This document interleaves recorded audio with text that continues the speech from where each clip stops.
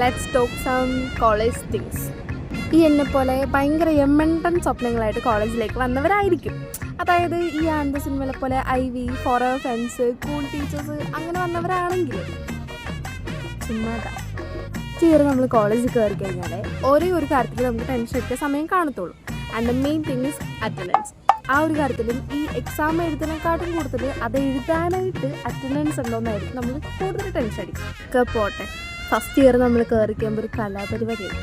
It's called friendship groups. എത്ര പേരുകളാണ്! Infinity friends, forever gang, soul sisters, favourite one, അങ്ങനെ നിരവധി.